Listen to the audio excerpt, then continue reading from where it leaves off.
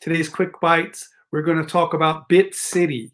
BitCity is in El Salvador. They're building it. El Salvador plans to build a volcano-powered Bitcoin city, right? Funded by the first government-issued Bitcoin bonds. So they're going to sell bonds, and then they're going to use part of that money to fund building the city.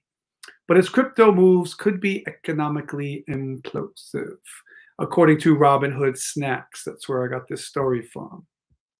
All right. Now, El Salvador was the first country to adopt Bitcoin as its actual currency. So now they're continuing to be first by starting this Bitcoin, this BitCity, I should say. So kudos to El Salvador. This is definitely going to help Bitcoin, which is down this week. It dropped 20%. The news reported, oh, crypto crashed. It's going to go to zero. Everything, it's all over. It went from 60 to like 49, 48. It's going to come back up. It's a good time to buy a little if you cost average in. Buy a little Bitcoin right now before it goes back up. Now, the second quick bite I wanted to tell you guys about is has to do with Barbados, another country. The Caribbean nation of Barbados is working with multiple metaverse companies to establish digital sovereign land. They're actually going to make an embassy. Right? The Barbadian Ministry of Foreign Affairs and Foreign Trade signed an agreement with Decentraland. Are you familiar with that? It's one of the virtual reality games and worlds that you can live in. One of the largest, most popular crypto-powered digital worlds to establish a digital embassy. This comes from Dystopian Labs newsletter. So, yeah, Barbados is the first country to have an embassy in a virtual world. They actually have a real embassy, and it's not a game pretend embassy. There's going to be people there are people in this virtual world. They are buying and selling real estate. They are walking around and engaging and interacting with each other. So for the people who are Barbadian, they have an embassy to go to in that virtual world if they ever should need such a thing. Kind of strange, but let's see if a lot of other countries follow suit. Do you think this will become a trend, or you think they're just kind of a little out there for doing that? I mean, now we've got two countries really heavily dealing with the digital world like that, El Salvador and Barbados. And let me make this a little bigger. If you take a look, this was tweeted. So from Decentraland, the game. So proud today. I'm gonna have to remove, let me see, does this come off? Yeah. So proud today to welcome the government of Barbados to Decentraland, establishing the world's first metaverse embassy. Yes, yes. Please like and subscribe, by the way. So that's very interesting. Now, in Quick Bites news, you might have been wondering what Mark Zuckerberg has been up to. What's that Zucky been up to? Okay, he's building VR gloves for the metaverse. All right. Here's some more details. Meta is spending $10 billion on AR, VR in general, hardware for the metaverse.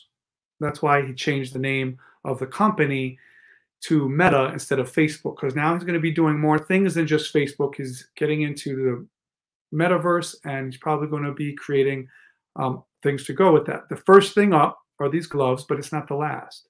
A few weeks ago, Mark Zuckerberg explained his vision for the metaverse rebranding of Facebook as Meta. So on Tuesday, the company unveiled their first major product. According to The Verge, Meta is building hardware that reproduces sensations like grasping an object or running your hand along a surface. It's lined with 15 inflatable plastic pads. The pads run along the palm and underside the fingers and fingertips. And there's a camera and sensors to detect finger movement and bending. Okay, you can see in the image right here, but that's probably not a prototype. That's probably just a meme, and someone just put a glove on Mark Zuckerberg and made his eyes glow.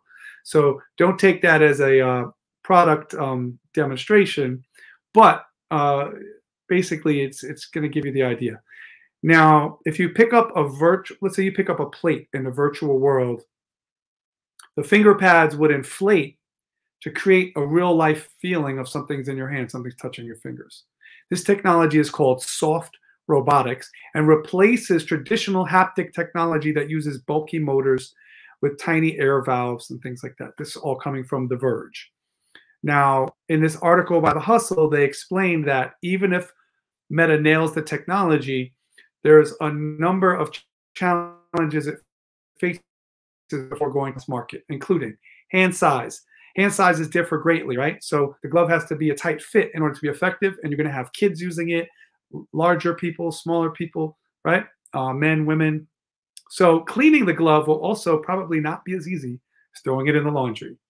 And biometric data collected from the glove raises potential privacy concerns. Yes, they're grabbing biometric data all the time. In fact, I just heard another story.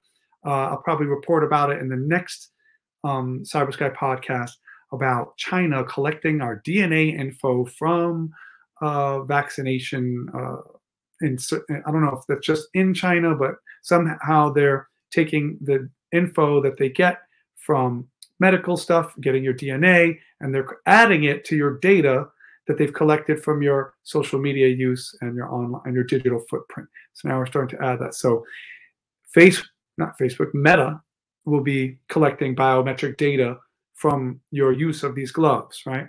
So that's another potential concern of that. Now, besides this, there's another product in the works.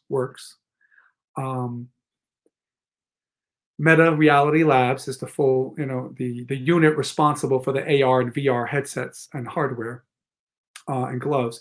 It's also building let me see if I'm saying this right, electromyography tools to turn nerve signals in the arm into digital actions. This makes me feel like it sounds like technology they would use for prosthetics.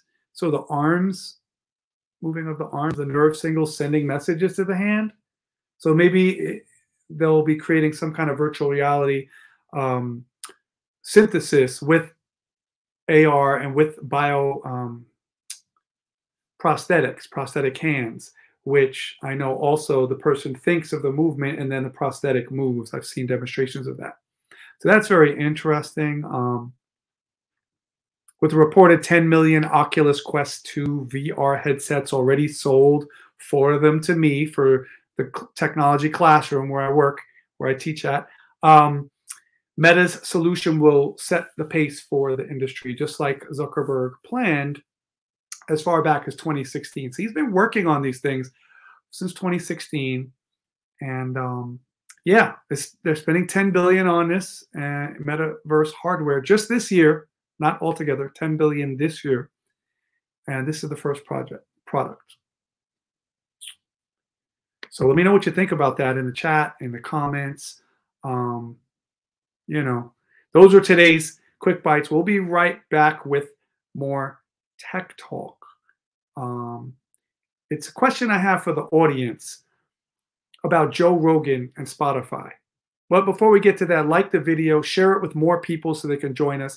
If you're new, please subscribe, and we'll be back with that Joe Rogan Spotify story. Don't go away. Welcome to the Cyber Sky. Let's learn something.